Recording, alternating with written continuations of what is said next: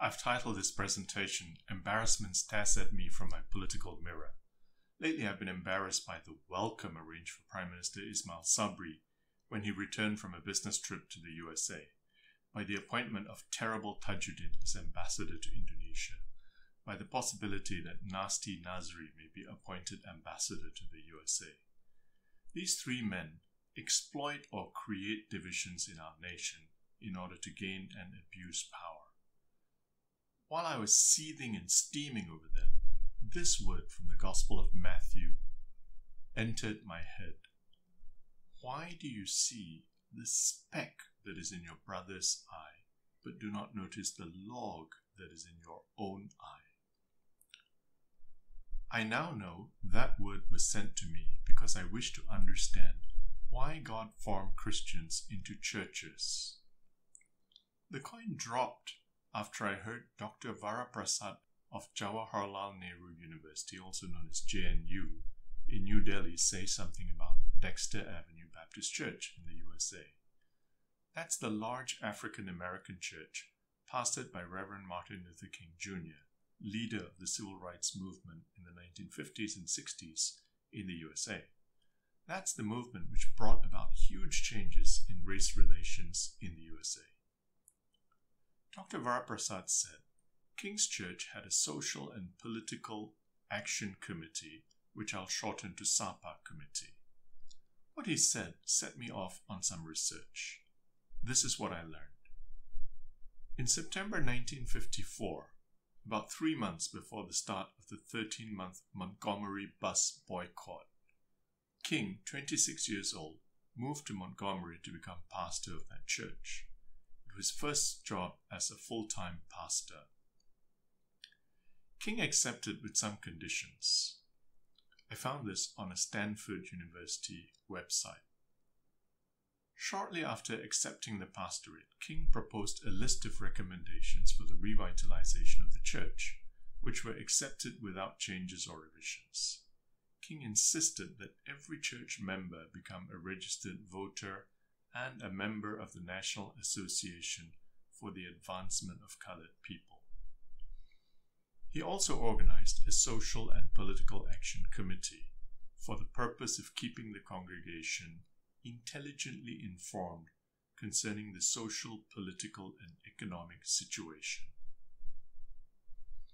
After arriving, King established the SAPA committee. I learned more about this committee from a 2005 book titled Fighting the Good Fight, The Story of the Dester Avenue King Memorial Baptist Church, 1865 till 1977, by Professor Houston Bryan Roberson, published by Routledge.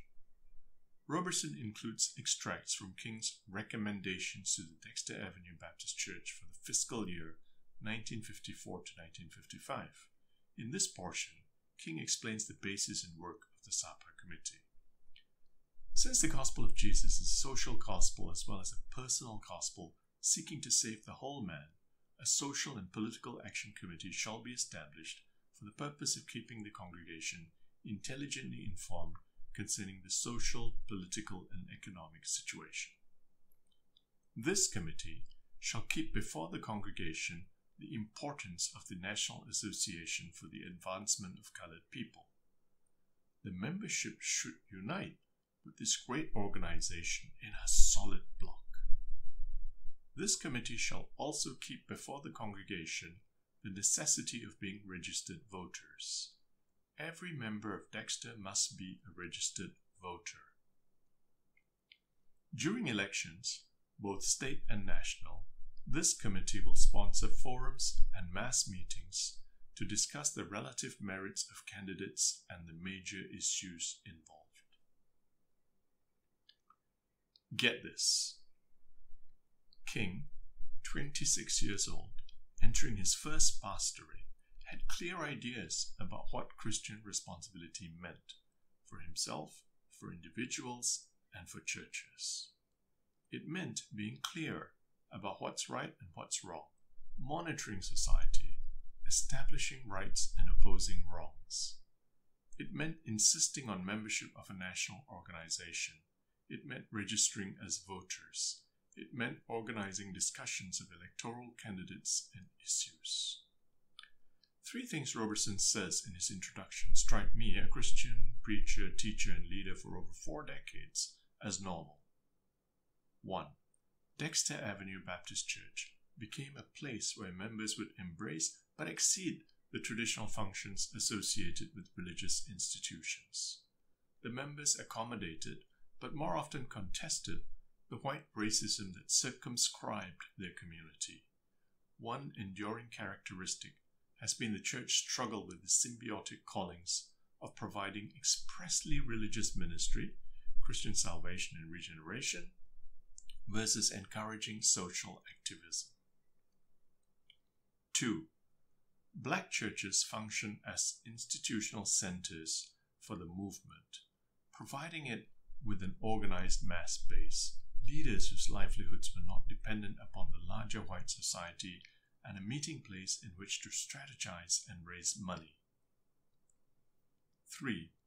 The church was, for its members, a world, a sanctuary, a place to seek power, become leaders, and affirm themselves and others as worthwhile, capable beings. Do you see why I said the coin dropped? I now realize that I'd never thought about my churches like my oppressed brothers and sisters in the USA thought about their churches. Over the years, I've read much about the doctrine of the church, but not about the black churches. I now see the log in my own eye. They wreak havoc because I wreak havoc. I wreak havoc when I hide my light and salt under bushels and in salt shakers. I wreak havoc when I say politics is dirty, I won't engage in it. I wreak havoc by just binding wounds instead of standing against the things that cause wounds. I wreak havoc when I say I'm apolitical. I'm embarrassed. Again,